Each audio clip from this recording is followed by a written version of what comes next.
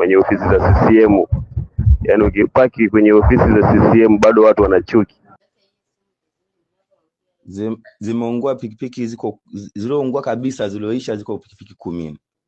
Ambazo zimeungua tu kawaida pikipiki kama 4 na bajaji moja ndio iliyoungua yote, pia nyingine iko ndani yenyewe. Wanaolinda pale ni CCM yenyewe ndio imeweka walinzi. Kwao iko chini ya CCM. Kwao pale wa kumuona pale ni katibu wa CCM. Na mtazamaji wangu, natumai mzima na buheri wa afya popote pale ulipo. Kwa mara nyingine karibu tena katika YouTube channel yetu. Naam, mtazamaji wangu, kama alivyoweza kuanzisha kipande hicho cha video kikieleza kuhusiana na hali halisi iliyoweza kutokea mapema kwa mkia tarehe 6 mwezi wa pili mwaka 2026. Hii hapa imeweza kufuatia baada ya afisi moja ya chama cha CCM kuwashwa moto. Ila mtazamaji wangu, kabla niweze kuendelea na habari hii, itakuwa vyema iwapo hapo utaweza kuchukua sekunde yako moja kwa hapo kubonyeza maneno yaliyoandikwa subscribe chini ya video hii. Muhimu kabisa uweze kulike video hii kwa makundi mawili ama matatu. Naam, mtazamaji wangu, jamaa huyo aliyekuwa akifanya mahojiano ameweza kueleza kuhusiana na chanzo cha moto ama ni kipi kiliweza kutokea katika ofisi kuu za CCM, na ningependa uweze kusikiliza. Haya, sasa bado watu wana bifu zao, yani bado watu wana bifu zao. Huyo mjomba, sikiliza maelezo yake hapo. Wamechomewa pikipiki kama zote na bajaji Mbagala za kiemu kwenye ofisi za CCM. Yaani ukipaki kwenye ofisi za CCM bado watu wanachuki. Zimeungua pikipiki zilizoungua kabisa, zilizoisha ziko pikipiki 10. Ambazo zimeungua tu kawaida pikipiki kama 4 na bajaji moja ndio iliyoungua yote, pia nyingine iko ndani yenyewe. Wanaolinda pale ni CCM yenyewe ndio imeweka walinzi. Kwao iko chini ya CCM. Kwao pale wa kumuona pale ni katibu wa CCM mwenezi swi. Kwa pale tumesubiri, maaskari wamekuja, wameangalia tathmini, wasema tusubiri majibu atatugaia. Ni hapa na ile kichemchemu kama elekea Mbagala Kuu, kama kutoka za kiemu unapandisha Mbagala Kuu kichemchemu CCM hapa. Kuna watu wasiojulikana wamekuja dirishani, maana ile ni sehemu kama ni jengo la CCM tunaizingiza ndani. Inasemekana kwamba wametupia dumu la mafuta taa na la petroli dirishani, wakapiga kiberiti wakakimbia. Kwa hivyo hizo kwa ndani ndio zimeungua. Kwa na hisi Mungu akijalia katika mazingira ya Jumamosi kama tutakopoona leo tutakutana huko, mimi naweza nisiwa nafika kwa sababu nitakuwa nafuatilia mazingira ya huko. Hii ni Mbagala sehemu moja nitaki chemchemu. Piki nilienda kupaki ni CCM. Mwisho wa siku asubuhi naamka niende kuchukua pikipiki, ukuta imewashwa moto. Kwa hapo hivi ndio ilivyo sasa. Mtazamaji wangu, tukio hilo linazidi kuonyesha jinsi gani ambavyo hasira za kisiasa kutoka kwa wanachama au wananchi. Sote tunafahamu kwamba ndani ya chama cha CCM kuna mgawanyiko mkubwa, ila mgawanyiko huo haujaweza kuzungumziwa hadharani, ikisalia kubaki vita huko Ikulu.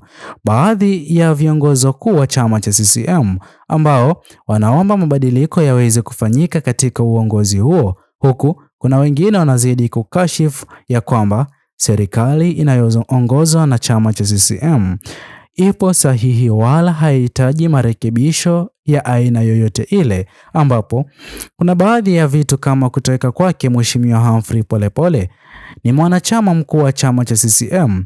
Hivyo basi baadhi ya marafiki zake na jamaa wa karibu waliokuwa ndani ya chama cha CCM pamoja, mtazamaji wangu, hawataweza kufurahia kutoweka kwake Mheshimiwa Humphrey Polepole.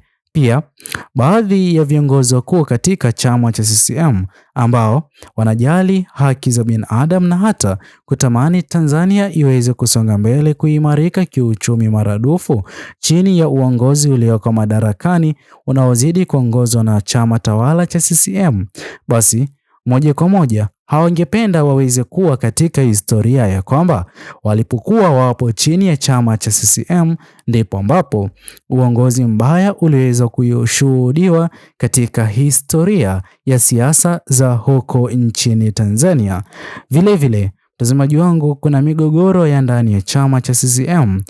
Jambo hili ama hoja hii sio hoja ya kigeni kamwe, kwani yote tunayozidi kuyashuhudia siku baada ya siku katika chama cha CCM, hakuna umoja na ushirikiano ambao uliokuwa wakati wa John Pombe Magufuli, rais ambaye aliweza kupendwa na wengi, na hata chama cha CCM aliweza kukipeperusha na kuimarisha bendera ya chama hicho, na hakukuwepo na malalamiko ya aina yoyote ile, tofauti na kile kinachozidi kushuhudia hivi sasa.